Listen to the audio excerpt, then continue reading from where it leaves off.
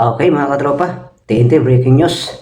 So, ngayon po ay mag-opening na po ang Philippine Cup sa April 4. Kaya ang management po ng TNT Topangiga ay naghahanap na po sila ng isang point guard na magiging katuwang ni Stingray. So, yung nga po sabi nga po ni Chotres na kailangan nila ng isang point guard na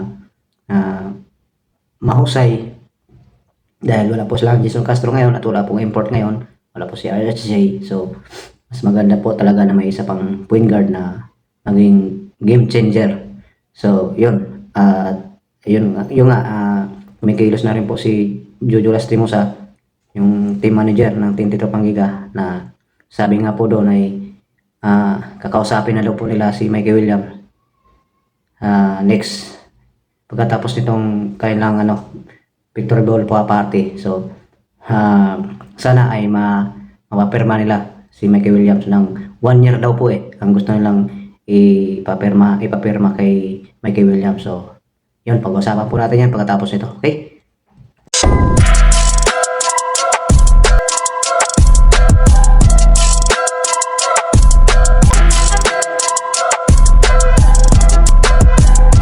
Okay, mga katropa, what's up? Yung nga po ay tapos na nga po yung Commissioner's Cup Finals. Yun ay dito na po tayo sa malapit na po ang opening ng Philippine Cup sa April 4 na po yan, sa Friday. Yan, sa Friday na po yan. So, wag na po nating patagalin to yung ating usapan. Ay TNT good news po ito. Kasi po ay balitaan po natin sa ating mga trusted source like Snowbadwa. So, si team manager Jojo Lastimosa at si Chotres ay nag-uusap na po sila.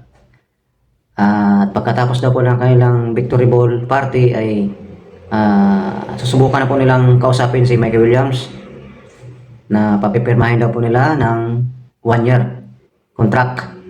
Yan. Kasi sabi po ni Chotres, kasi in-interview po siya ni Ruben Tirado na ano daw po ang plano ni Chotres sa ngayong Philippine Cup para po makuha ang inaasam ng Team Tito Pangiga Management, yung Grand Slam. Di ba po nakatatlong na sila sunod na championship, nakatatlong champion na po sila. So ang pag-apat po ay magiging Grand Slams na sila. So ngayong Philippine Cup ay pag mag-champion sila dito ay Grand Slam po sila. So yung nga po ay sabi nga po ni Chotres, hindi po talaga maiwasan na hindi mapag-usapan yan, yung Grand Slam, dahil pinapangarap po yan ng mga coaching, mga team, yan, mga TNT fans. So parang parang goods itong balita na to.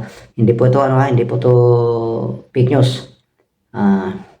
Sinabi na rin po yan ni Jojo Lastimosa na yung nga kakausapin nila si Mikey Williams at papipirmahin nila ng 1 year contract. So abangan natin to mga katropa, itong update ng balitang ito. So ganito nga po yan, si Mikey Williams po ay bumalik po dito sa Pilipinas para maglaro sa Strong Rope dahil kay Chris Chub yun. Basta yun na yun. Tapos wala pa yatang pa lang yun, tawag ito, magpi-playoffs pa lang po ang PBA noon. Nandito po si Mikey Williams. So kung naalala nyo mga katropa, na nanood si Mikey Williams sa laban ng Team Tito Pangiga at sa Hinebra nung elimination. So yun nga po, sabi nga ni Mikey Williams, interview siya na gusto daw niyang makasama uli ang kanyang mga teammate, mga kasama niya sa Team Tito Pangiga. Gusto daw niya ulit na makapaglaro ulit sa TNT. So yun nga po ay busy na po ang management noon, yung si Coach Chotres. So ito pa lang ginawa ni Mikey Williams mga katropa. Bago siya uuwi ng USA, sa US ay sinubukan pala niyang kausapin sila Chot Reyes at si MVP, si Manny B. Pangilinan po, yung may-ari po ng ating Tropang Giga. Pinaka-boss ng Tropang Giga at ng Meralco at ng Inlex. So, opportunity ay hindi po niya nakausap si MVP Big Boss dahil po sa wala daw po dito sa Pilipinas si MVP Big Boss, nasa ano daw po si Manny B. Pangilinan sa Hong Kong. So, ngayon, gusto naman niya si Chot Reyes ang kausapin. So, hindi daw makakausap si Chot Reyes dahil po ay busy na po sa paparating na playoffs. Ano na yata yun? Parang magiging Renorce na yata ang kalaban ng TNT Tropang Giga sa semis.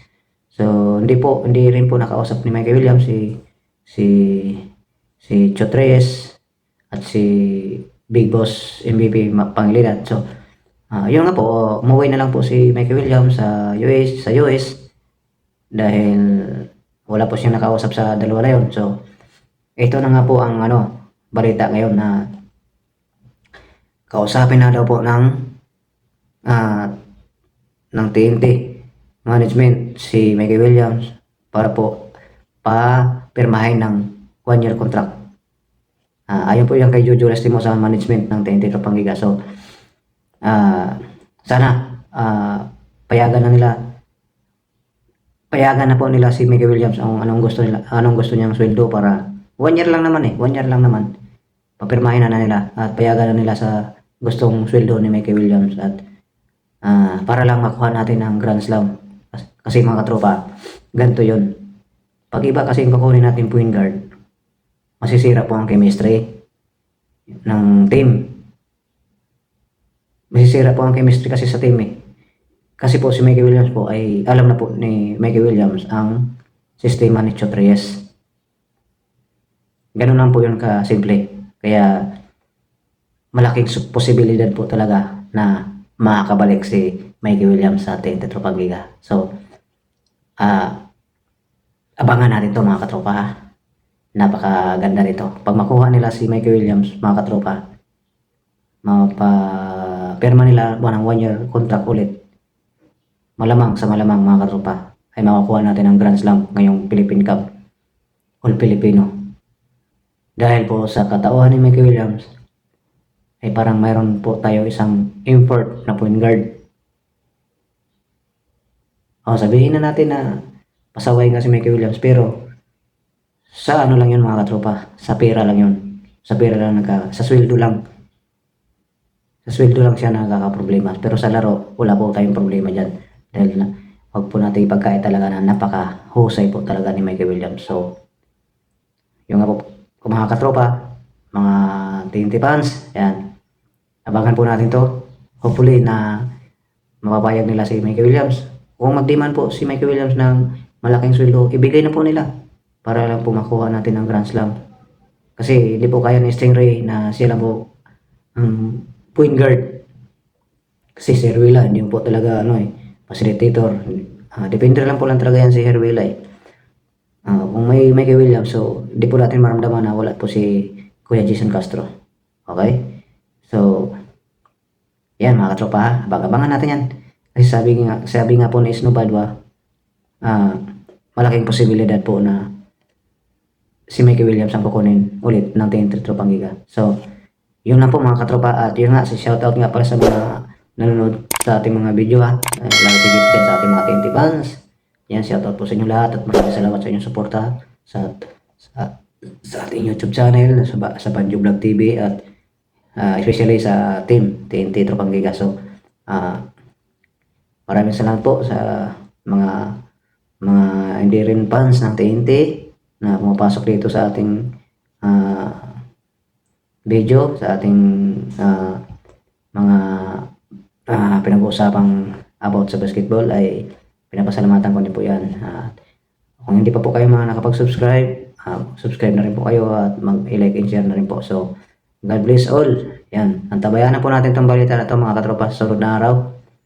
At yan, yun nga po sa ano po, April 4 na po ang All Filipino Cup.